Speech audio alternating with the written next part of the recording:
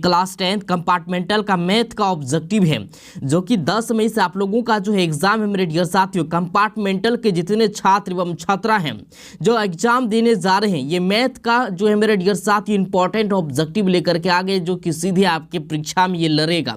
Compartmental के जितने छात्र एवं छात्रा है, जल्दी से इस फटाफट इस वीडियो को जो है कंप्लीट कर लीजिए और ये ऑब्जेक्टिव जो है रामबाण साबित होगा। यहाँ पे पहला क्वेश्चन दिया हुआ है कि बिंदु 4,-3 जो है किस चतुर्थांश में है। तो याद रखना, ये चतुर्थांश निर्देशांक ज्यामिति आप लोगों को पहले भी पढ़ाए हैं। अगर नहीं पढ़े हैं तो ध्यान देना है, एगो रहेगा प्लस में, एगो रहेगा माइनस में। तो याद रखना वो चतुर्थांश में होगा।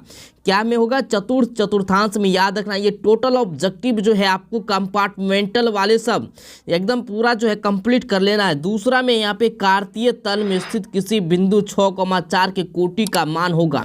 अगर आपसे कोटि पूछा जाएगा तो मेरे डियर साथियों, कोटि का मतलब वो x बराबर 6 और y बराबर हो जाएगा 4। यानी पहला वाला जो भुज होता है, दूसरा वाला को हम लोग कोटि कहते। तो ऑप्शन बिल्कुल जो है इसका 4 हो जाएगा, बी बिल्कुल राइट आंसर। ये ऑब्जेक्टिव सीधे आपको लड़ेगा। कंपार्टमेंटल वाले सब ध्यान से सुन लीजिए। क्वेश्चन नंबर तीसरा में बिंदु 2,3 एवं -2,3 के बीच की दूरी होगी। इन दोनों का, इसको मान लीजिएगा ए, इसको मान लीजिएगा बी बिंदु, दोनों का बीच का दूरी निकालने के लिए आपको बताए थे। तो इनका दूरी ज्ञात करेंगे मेरे डियर साथियों। क्वेश्चन नंबर जो है 3 का जो राइट आंसर होगा क्या हो जाएगा? तो ये हो जाएगा √3 हो जाएगा इसका आंसर। दूरी अगर ज्ञात करेंगे, दूरी ज्ञात करने के लिए आपको पहले भी बताए हैं। बिंदु 2,3 की दूरी मूल बिंदु से होगी। मूल बिंदु भी आपको पढ़ा है। तो क्वेश्चन नंबर 4 का जो राइट आंसर होगा √13 हो जाएगा। ऑप्शन बिल्कुल जो है सी राइट आंसर हो जाएगा हल करने के बाद। पूरा एकदम दिमाग में बैठाते जना आपको कंपार्टमेंटल वाले सब ध्यान से सुन लीजिए। इसके बाद यहाँ पे बिंदु ए पॉइंट में दिया 18,10 तथा बी पॉइंट में 4,6 को मिलाने वाली रेखा का मध्य बिंदु का नियामक। यहाँ पे नियामक पूछ रहा है, नियामक वाला सूत्र भी आपको जो है बताएं मेरे डियर साथियों। तो 5 का जो राइट आंसर होगा 6,8 हो जाएगा इसका आंसर। बिल्कुल जो ए राइट ऑप्शन सही हो जाएगा। इसके बाद यहाँ पे है बिंदुओं, यहाँ पे दिया गया 4,5 तथा 6,5 को मिलाने वाली रेखा का जो है मध्य बिंदु है। तो इसका मध्य बिंदु हो जाएगा मेरे डियर साथियों। मध्य बिंदु आपको जो 100% पूछता ही है, ऑब्जेक्टिव सब्जेक्टिव दोनों में। 6 का आंसर हो जाएगा 5,5 हो जाएगा। ऑप्शन बिल्कुल जो है बी राइट आंसर हो जाएगा। याद रखना ये टोटल ऑब्जेक्टिव आपको रामबाण साबित होगा मेरे डियर साथियों। जितना भी ऑब्जेक्टिव हम बताने जा रहे हैं, और ये जो ऑब्जेक्टिव है सीधे आपके जो है परीक्षा में ही रहेगा। चलिए, बिंदुओं -5,7 और -1,3 के बीच की दूरी है।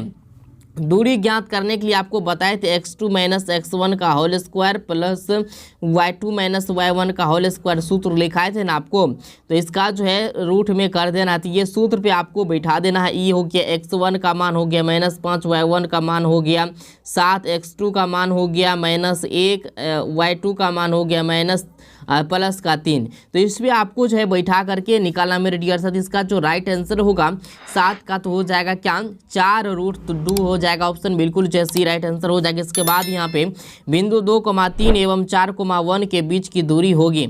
इन दोनों के बीच के जो दूरी होगा वही सूत्र बैठाना, x2 - x1 का होल स्क्वायर, y2 - y1 का होल स्क्वायर। इसी सूत्र पे आपको बनाना है। तो 8 का जो आंसर होगा आपका हो जाएगा 2√2 इकाई। ऑप्शन बिल्कुल जो है ए राइट ऑप्शन हो जाएगा। ये टोटल ऑब्जेक्टिव आपको रट लेना। निर्देशांक ज्यामिति से आपको सब्जेक्टिव और ऑब्जेक्टिव लगा करके 10 नंबर पूछता है। किसी बिंदु की y अक्ष से दूरी उस बिंदु का कहलाता है। y अक्ष से जब दूरी बिंदु रहेगा तो उसको हम लोग क्या कहते हैं? तो सभी को पता होना चाहिए, एक्स निर्देशांक कहते हैं। क्या कहते हैं? एक्स निर्देशांक कहते हैं। याद रखना। इसके बाद यहाँ पे बिंदु -8,6 किस चतुर्थांश में स्थित है? बिंदु -8,6 किस चतुर्थांश में स्थित है? प्रथम में, द्वितीय में या तृतीय में, चतुर्थ में? जल्दी से बताइए। 10 का जो राइट आंसर होगा मेरे डियर साथियों, याद रखना, अगर एगो रहेगा शुरू में माइनस वाला, एगो रहेगा प्लस का, तो समझ लेना कि ये द्वितीय चतुर्थांश का है। क्या है? द्वितीय चतुर्थांश। याद रखना। इसके बाद यहाँ पे बिंदु -4,3 किस स्थिति की किस पाद में है?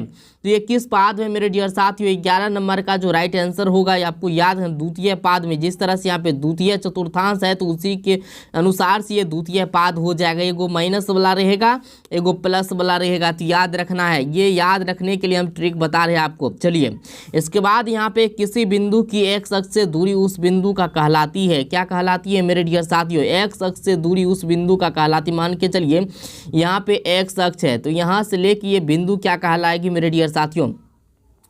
तो 12 का जो आंसर होगा, याद रखना, ये कोटि हो जाएगा। क्या हो जाएगा? कोटि। याद रखना, एक्स अक्ष से दूरी जो होता है बिंदु कहलाती है कोटि। क्या कहलाती? कोटि कहलाती। इसके बाद यहाँ पे बिंदु 1,5 किस चतुर्थांश में स्थित? ये दोनों प्लस में हैं, तो दोनों अगर प्लस में रहेगा तो याद रखना, ये इसको हम कहते हैं प्रथम पाद। क्या कहते हैं? प्रथम पाद। ये राइट आंसर हो जाएगा।